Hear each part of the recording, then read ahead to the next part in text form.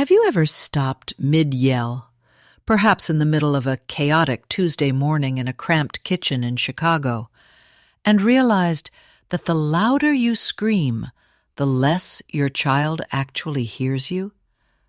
It's a startling realization. Statistics show that nearly 90% of American parents admit to yelling at their children within the last year. But here is the kicker. Research from the University of Pittsburgh suggests that harsh verbal discipline doesn't actually correct behavior. In fact, it often makes it worse. If you are tired of feeling like a drill sergeant in your own home, if you are exhausted from the power struggles over broccoli and bedtime, this episode is going to change everything for you. We aren't just talking about being nice. We are talking about the science of the human brain and how to rewire your household for peace, starting today. Most of us parent the way we were parented. We grew up in an era where "because I said so" was the law of the land, and if you didn't listen, the volume went up until you did.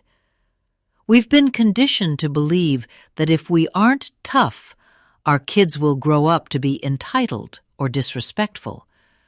We think that silence equals weakness. So, when little Jimmy refuses to put on his shoes for the 10th time, we feel our blood pressure rise, our chest tightens, and we explode. But here is why that is fundamentally flawed. When you yell, you trigger the fight or flight response in your child's brain.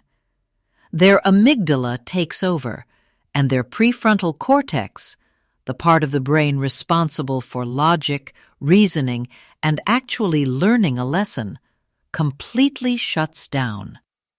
You aren't teaching them, you're just scaring them. Now, look at the experts. Look at developmental psychologists at places like Harvard or Stanford. They aren't yelling. They are using something called emotional intelligence. They understand a secret that the top 1% of peaceful households already know. Connection must always come before correction. There was a landmark study conducted over 10 years that followed two groups of families. Group A used traditional high-volume discipline. Group B used calm parenting techniques, focusing on empathy and firm, quiet boundaries. The results were staggering. The kids in Group B didn't just behave better. They had higher academic scores, lower anxiety levels, and, most importantly, they actually wanted to cooperate with their parents. Let me tell you about Sarah, a mom I worked with in Austin, Texas. Sarah had a 6-year-old son who turned every morning into a battlefield.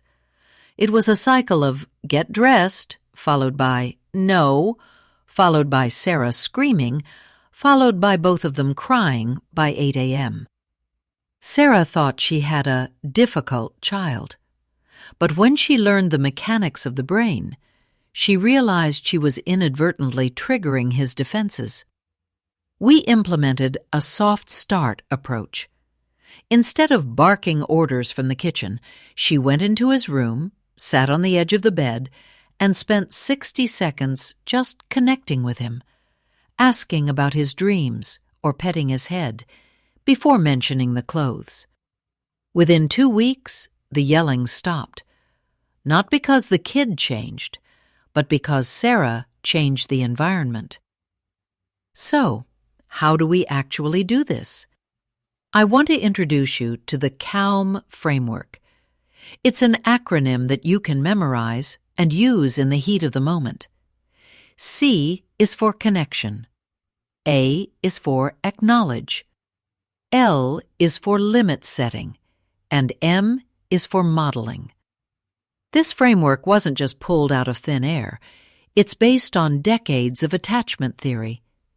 It works because it addresses the emotional need of the child while maintaining the authority of the parent. Let's break down step 1, connection. This is the most skipped step in America. We live in a fast-paced culture, especially in cities like New York or Los Angeles, where we are always in a rush. We shout orders from across the house. Brush your teeth. Get your backpack. This creates a disconnect. To connect, you must get on their level, literally. Squat down so you are eye to eye. Touch their shoulder.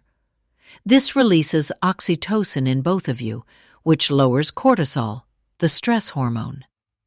Step 2, acknowledge.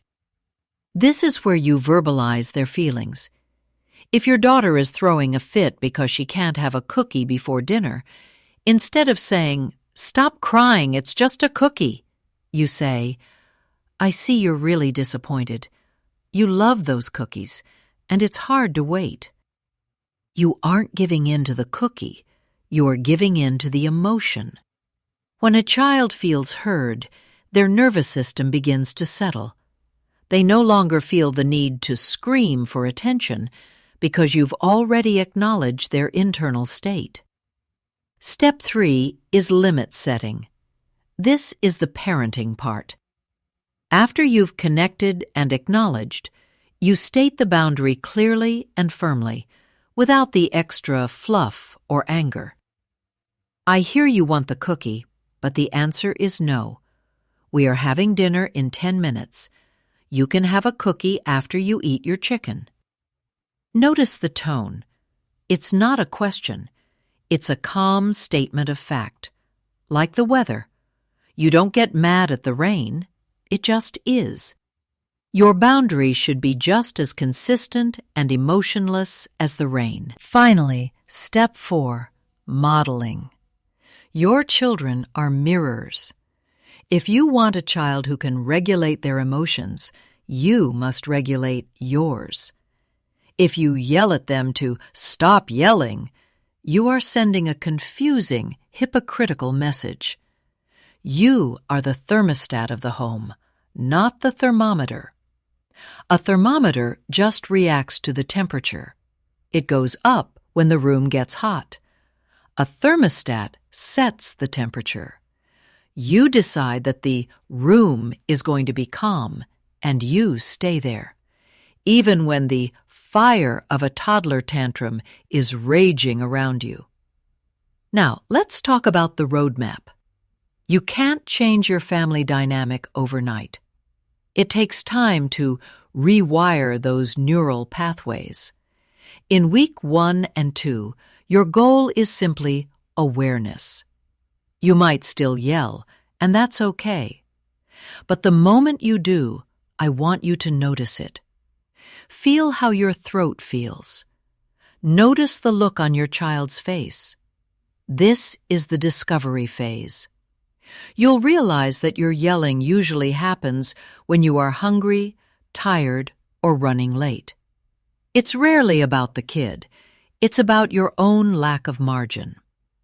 By week 3 and 4, you move into the soft start phase. This is where you practice the C.A.L.M framework on the small stuff. Practice it when they won't pick up a single toy. Don't wait for the big meltdowns. You'll start to see small changes. Maybe they pause for a second before arguing. Maybe they look at you with less defiance. By month 3, you are building a new normal. The trust is returning. Your child starts to realize that they don't need to be on guard around you. This is where the magic happens, where they start to listen the first time, because the noise of your anger is no longer blocking your message. Let's address some troubleshooting. What happens when you're at a grocery store in the middle of a busy suburb and your kid is losing it over a toy? People are staring. You feel the heat in your neck. You want to yell just to show the strangers you're in control. Don't do it. In that moment, your child is having a brainstorm. They literally cannot control themselves. The best thing you can do is take them to the car or a quiet corner. Say, "I see you're having a hard time.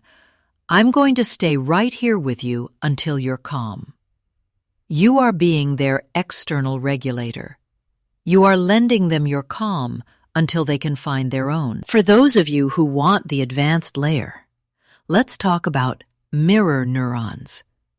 These are special cells in the brain that allow us to feel what others are feeling. If you walk into a room and someone is laughing hysterically, you start to smile. If you walk into a room where someone is grieving, you feel a weight in your chest. When you remain intensely calm in the face of your child's chaos, your mirror neurons actually begin to pull their brain toward your state. It is a biological hack. It's why great leaders are often the quietest people in the room. They lead with presence, not volume. I want to share one more story.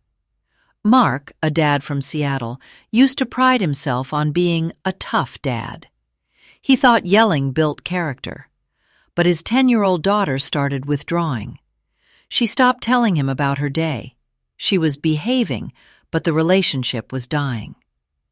Mark decided to try the calm parenting approach. He told her, "I'm sorry for yelling so much. I'm learning a new way to be a dad." It took 6 months, but the walls came down. She started coming to him with her problems again. He realized that listening is a byproduct of safety. If a child doesn't feel safe, they won't listen. They will only comply out of fear. And fear always has an expiration date. So let's recap. The old way of yelling is a dead end. It damages the brain and the relationship. The new way, the calm way, is about connection, acknowledgement, limits, and modeling. It's about being the thermostat, not the thermometer. It's about understanding that your child's misbehavior is usually a cry for help or a lack of skill, not a personal attack on you. Your next step is incredibly simple. Today, just once, when you feel the urge to yell, I want you to do the 5-second pause. Stop. Breathe. Ask yourself, what is my child feeling right now? That's it. Just that one moment of awareness. If you do that, you've already won. You've broken the cycle. If you found this helpful, please leave a comment below with the word CALM and tell me which step of the framework you find the hardest. I read every single one, and I'll be replying with some extra tips for those specific struggles. In our next episode, we are going to dive deep into the power of play and how you can use games to get your kids to do chores without nagging. You won't want to miss it. Until then, stay calm, stay connected, and remember, you're doing a great job. I'll see you in the next one.